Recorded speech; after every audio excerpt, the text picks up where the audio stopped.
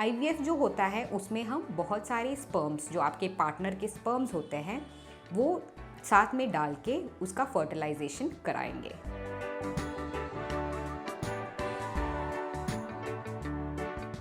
नमस्कार, मैं हूं डॉक्टर सुमी पीटर मरिया, कंसल्टेंट और इनफर्टिलिटी स्पेशलिस्ट, मिलन हॉस्पिटल, दिल्ली। तो आज मैं आपको समझाने वाली हूं कि आईवीएफ प्रोसीजर कैसे होता है और उसका स्टेप बाय स्टेप प्रोसीजर्स कैसे है। तो इसमें आपको समझना है कि कौन कौन से पेशेंट्स में आईवीएफ किया जाता है।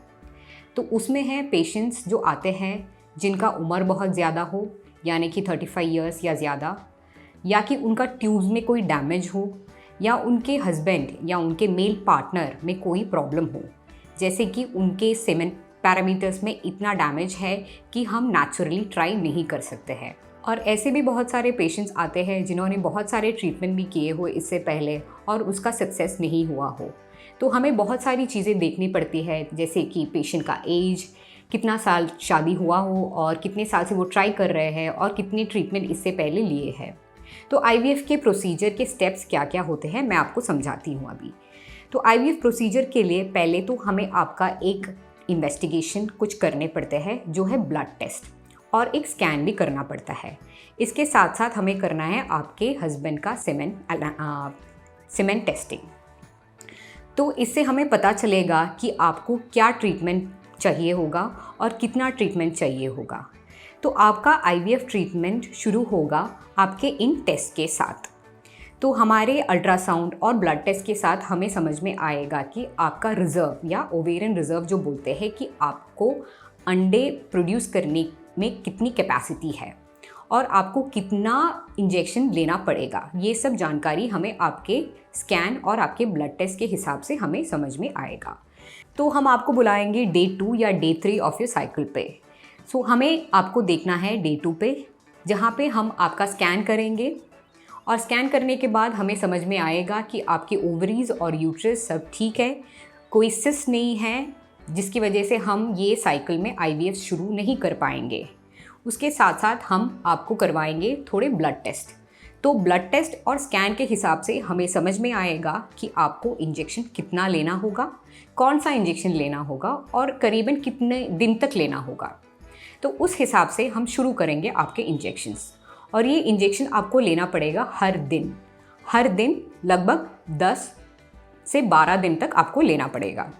और इसमें आपको क्या जानना है यहाँ पे कि ये इंजेक्शंस जो है आपको लेना है हर दिन एक ही टाइम पे, और ये लेना है एक अच्छे से नर्स के पास या एक हॉस्पिटल से ही लेना है जो आईवीएफ के लिए स्पेशलाइज्ड हो। क्योंकि ये इंजेक्शंस इतना इम्पॉर्टेंट है कि अगर आप इसमें कोई प्रॉब्लम हो रही है तो आपके फॉलिकल्स नहीं आएंगे, आईवीएफ सक्सेस नहीं होगा। तो यही बात आपको ध्यान में रखना है कि ये इंजेक्शंस आप मिस ना करें, और आप लेते हैं ये इंजेक्शन हर दिन एक ही टाइम पे। और जब भी आपको बुलाया गया हो आप आ जाए और ब्लड टेस्ट दे दे, और स्कैन के लिए भी आप हाजिर हो। आप ना तो इंजेक्शन का टाइमिंग मिस करना है, ना ही कोई स्कैन्स मिस करना है, और यहाँ पे टाइमिंग है सबसे इम्पॉर्टेंट काम। तो आपने अपना इंजेक्शन टाइम पे ले लिया। इसके बाद हम आपको बुलाएंगे 3 या 4 दिन के बाद। तो 3 या 4 दिन का इंजेक्शन लेने के बाद आप हमें फिर से मिलेंगे एक स्कैन के लिए। तो स्कैन में हम देखेंगे आपके अंडे कैसे डेवलप हो रहे हैं। अगर अच्छी तरह से डेवलप हो रहे हैं तो हम उसी इंजेक्शन को उसी डोज में कंटिन्यू करेंगे। अगर हमें लगा कि उसमें कुछ प्रॉब्लम है या वो जो अंडे आ रहे हैं उनका ग्रोथ सही नहीं है, तो या तो हम उसके साथ एक और इंजेक्शन ऐड करेंगे या आपसे बोलेंगे कि उसका डोज थोड़ा सा बढ़ाना पड़ेगा। तो जब आप आओगे हमारे पास 3 या 4 दिन के बाद, यानी कि आपके साइकिल के डे 5 या डे 6 पे, हम देखेंगे कि अगर अच्छी तरह से सारे फॉलिकल्स आ रहे हैं, आपको इसके साथ ऐड करना है एक और इंजेक्शन जिसको हम बोलते हैं एंटेगनिस्ट। और ये एंटेगनिस्ट जो है यहाँ का सबसे इम्पॉर्टेंट इंजेक्शन है, क्योंकि इसका भी टाइमिंग सही हिसाब से आपको रखना पड़ेगा। ये एंटैग आपका चालू होगा डे 5 या डे 6 से, और ये चलता रहेगा जब तक आपका लास्ट इंजेक्शन हो। तो अगले 5 या 6 दिन के लिए आपको ये एंटैग इंजेक्शन लेना होगा। उसके साथ जो इंजेक्शन हमने डे 2 पे स्टार्ट किया था, जिसको हम बोलते हैं गोनाडोट्रोपिन इंजेक्शन, उसको भी चालू रखना पड़ेगा। तो आप ये सारे इंजेक्शंस लेते रहेंगे हर दिन एक ही टाइम पे from a specialized nurse who has got interest in infertility. तो हम ये आपको दे देंगे, आपको करेक्ट इंस्ट्रक्शन दे देंगे कहाँ से लेना है और कैसे लेना है।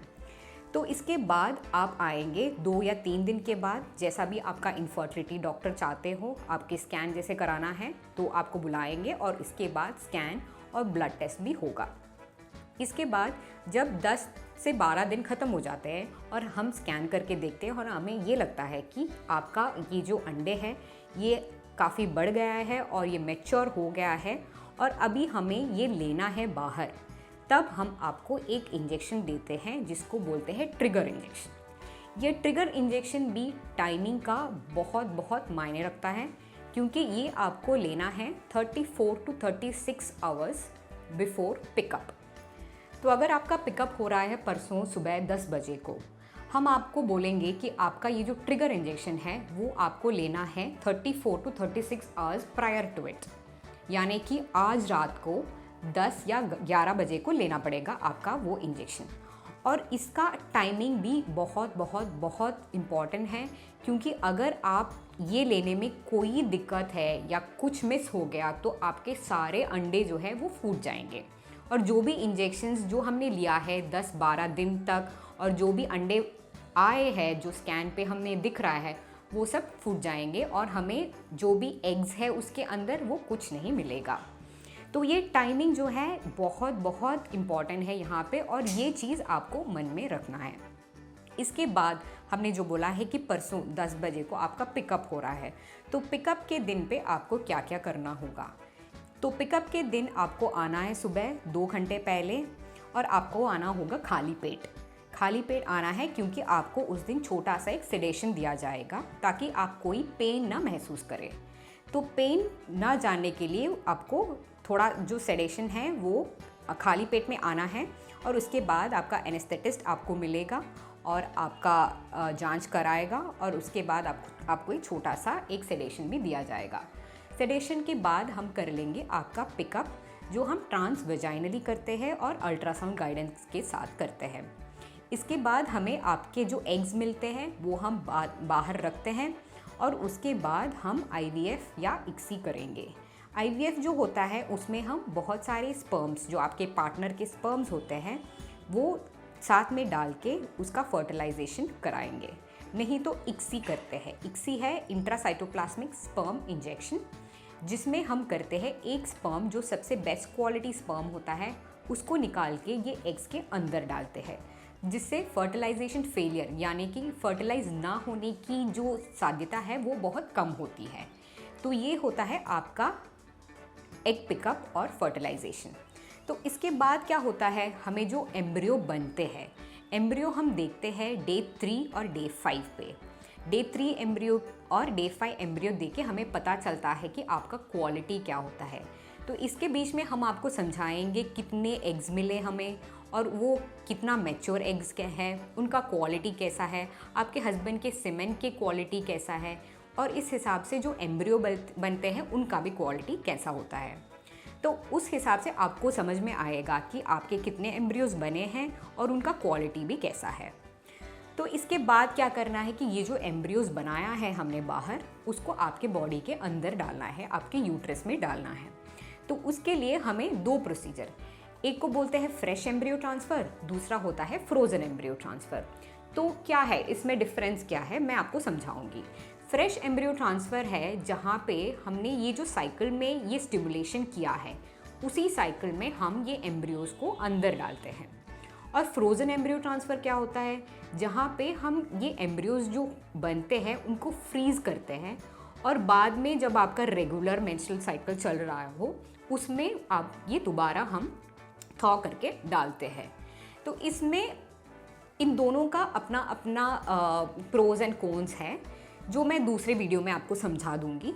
तो ये है IVF का procedure step by step. Thank you.